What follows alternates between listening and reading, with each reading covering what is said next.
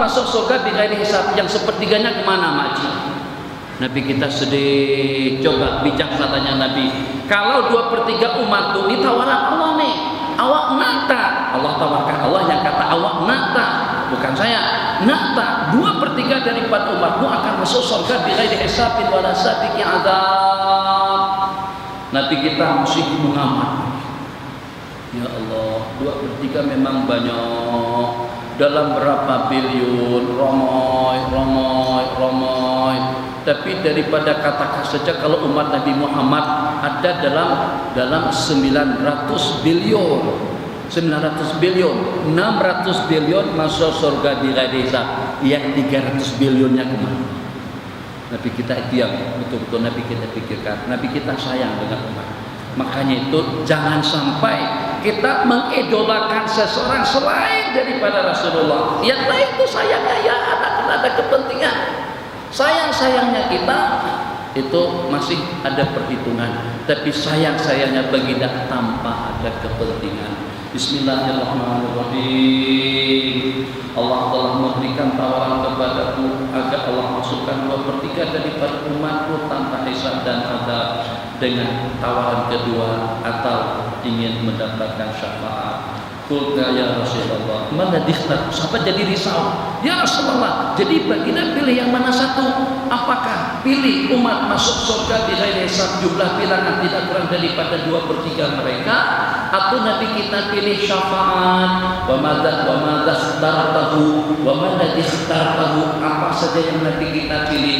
Nabi kita bersabda ikhtartu syafaat, aku memilih syafaat. Qulna ya Rasulullah, madza ikhtartahu qala asy-syafa'at kuna jami'an ya Rasulullah. Maka kami pun berkata serentak di hadapan baginda, doakan kami agar kami termasuk orang-orang yang mendapatkan syafaatmu. Allahumma ja'alna min ahli syafa'atika. Qala inna syafa'ati, Nabi kita bersabda syafaatku likulli muslim. Jadi ulama mengatakan sampai ke tahap ini, pada hari kiamat nanti tidak mustahil, tapi kita tidak boleh mendahului seperti itu. Tapi itu bukan suatu hal yang pelik, bukan suatu hal yang mustahil. Tidak mustahil antara dua tokoh yang sepertinya bermusuhan di dunia, ternyata keduanya terkumpul dalam surga. Masuk surga apa ya? Masuk ya, masuk. Yang anda tafsir, yang anda takwil, yang anda katakan itu sebenarnya tidak betul. Tidak begitu maksud saya. Itu cuma hanya kesalahan tafsiran saja, kesalahpahaman saja daripada kita. Sebenarnya maksud saya tidak seperti itu. Jadi salafi masuk surga, kaum tua juga masuk surga, terkumpul semuanya dalam surga. Terus mereka tak bergaduh lagi dalam surga. Membicarakan masalah khilafah tadi itu, bunuh ahli baca asin dan sebagainya. Tapi yang peliknya macam mana? Sebab kata mereka kami juga ada tujuan yang positif. Allah tengok tujuan mereka yang positif dan itu mereka tak nak dengan kita mengutamakan yang tidak muarik, melemah-lemahkan yang muarik daripada Rasulullah SAW. Ungkapan kata-kata semacam itu kalau tidak salah daripada Imam Syekh Yusuf Nabhani tentang dua orang tokoh yang bergaduh, dua ulama besar, Imam Ibnu Taimiyah dengan Imam Tajudin As-Subki rahimahullah taala. Jadi kata mereka tidak mustahil kedua orang imam itu berkumpul di dalam surga. Jadi sama-sama saling mempertanyakan yang dikatakan sesat, yang dikatakan bola, yang dikatakan kufur, yang dikatakan macam-macam. Ternyata sama-sama dalam surga, sehingga sampai saling tanya menanyakan, masuk surga juga nggak kamu? Cuma kamu boleh masuk? Yang saya juga tanya, macam mana juga boleh masuk? Sama-sama pelik, sama-sama merasa heran. Bagaimana yang bermusuhan, yang saling sesat menyesatkan tadi itu ternyata terkumpul di tempat yang sama. Itu bukan mustahil. Kenapa? Mungkin karena syafaat daripada baginda. Baginda saya kak kita ya Allah. Kita tidak boleh bayangkan. Makanya itu kalau nama baginda disebut jangan kita bersalawat. Kalau ada perayaan Ramadan jangan tidak hadir di dalam rangka untuk memperingati hari jadi baginda Nabi.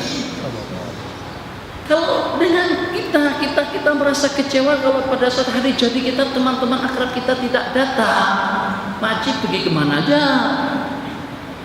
Loh, semuanya geng-geng kita semuanya hadir. Datin ini semuanya datang. Nih dengan hadiahnya, tak ada hadiah semuanya mengucapkan. Bahkan Maji coba bayangkan, ya Allah, saya tak pernah dengar suara Maji itu menyanyi sejak 30 tahun. Tadi itu menyanyi pada masa hari dari saya. Kan begitu kemudian yang kita baca dalam Akbar, katanya titik sendora dengan Musmulyadi. Aku kan yang individu Muslim. Nanti kita tak kata kepada yang kita pilah-pilahkan.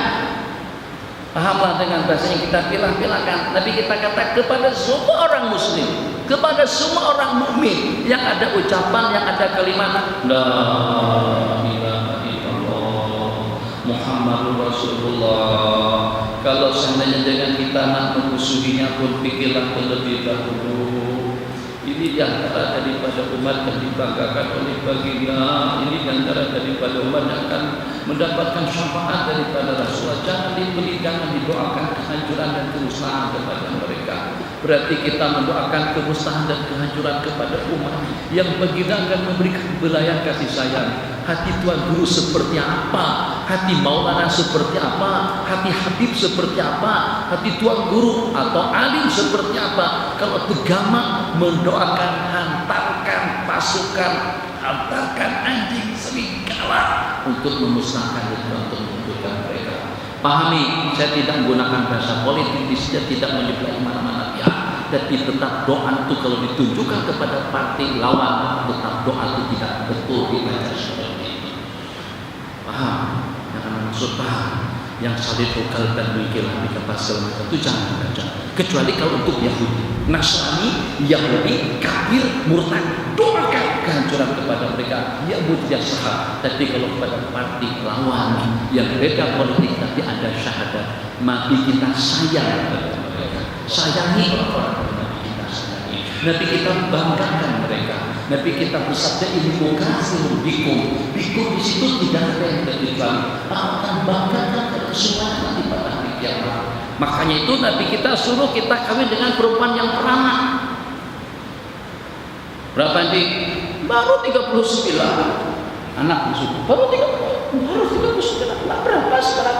Ya ada 70 lah. 70 sampai 100.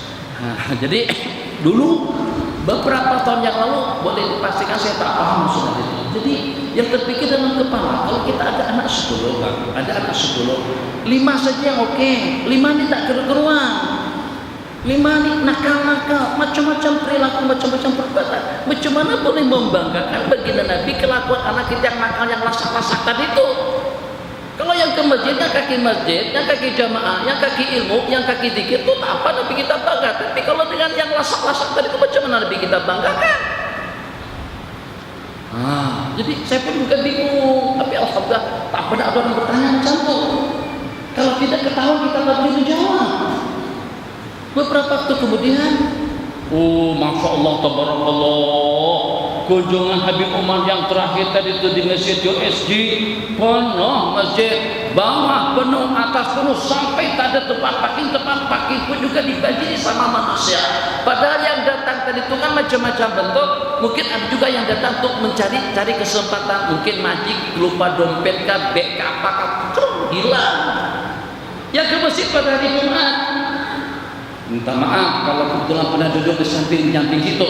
Itu kenapa kotak itu di bawah? Tak boleh kan lalu pakai roda 4 jalankan saja. Sudah pernah juga baca tuh. Ternyata sampai ke penghujung sana hilang.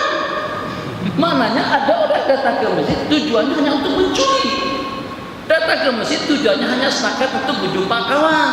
Ada tujuan-tujuan yang tidak betul. Tapi macam mana pun tetap jadi kebanggaan masjid yang pada Jumat tadi itu Masya Allah tabarakallah jamaah sampai ke tempat parking penuh sampai keluar. Macam itu dengan baginda membanggakan jumlah bilangan umat baginda yang banyak, yang walaupun daripada kumpulan yang banyak tadi itu ada yang lasak, ada yang something, ada yang nakal, ada yang zalim. Kenapa? Sebab Allah bagikan power dan kekuatan kepadamu untuk aku memberikan syafaat kepada mereka. Sayangi apa yang Nabi kita sayangi, hormati apa yang Nabi kita muliakan, dan juga cintai apa-apa yang Nabi kita cintai.